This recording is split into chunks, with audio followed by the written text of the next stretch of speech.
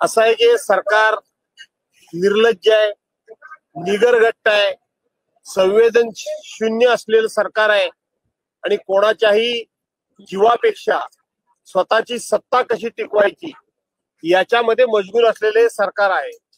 हे सरकार छोट्या छोट्या गोष्टींवरून सुद्धा ज्या वेळेला विरोधी पक्षांचे राजीनामे मागवत असते होतं, आपल्याला आठवत असेल या सरकारनं अनिल देशमुख जे तत्कालीन गृहमंत्री होते त्या गृहमंत्र्यांच्यावर खोटा आरोप करायला लावला।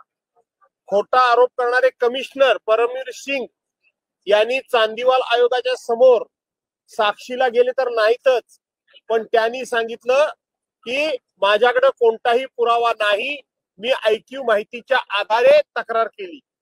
आयक्यू माहितीच्या आधारे तक्रार करायला लावणं आणि वसुली सरकार म्हणून करून गृहमंत्र्याला 14 महिने जेलमध्ये टाकून यांनी त्यांना राजीनामा द्यायला लावला।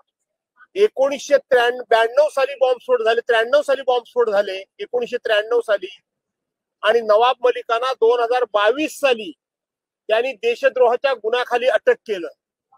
देशद्रोहाचा गुन्हा असता काय त्यांच्यावर दाखल सुद्धा झालेला नाही, आज त्यांच्या बाजूला बसतायत असे आणि त्यांचा राजीनामा मागण्याकरता आकाश पाताळ एक करणारे लोक, संजय राठोडांचा राजीनामा मागण्याकरता आकाश पाताळ एक करणारे लोक आज त्यांच्याच मंत्रिमंडळामध्ये अशा पद्धतीनं की एक मंत्री ज्या मंत्र्याकडे आज सातत्यानं 9 डिसेंबर पासून अख्खा महाराष्ट्र आक्रोश करतोय अशा मंत्र्याचा राजीनामा ते घेत नाहीत, आणि म्हणून हा राजीनामा घेण्याकरता म्हणून आज आम्ही आमचा आक्रमक पवित्रा घेणार आहोत। साहेब, आज राजीनामा मागण्यासाठी सक्षम विरोधी पक्षाचा एक चेहरा लागतो, तो अजूनपर्यंत चेहरा नाही, विरोधी पक्ष नेते नाही, म्हणून कुठेतरी गोष्टी उशिरा होत आहेत का आणि चेहरा आज डिक्लेअर होईल? असं आहे की संसदीय कार्यप्रणाली मधला विरोधी पक्ष नेता एक महत्वाचा घटक आहे आणि म्हणून अनेक वेळेला त्याचं संख्याबळ न बघता, अनेक वेळेला कायदा आणि नियम काय सांगतो याच्यापेक्षा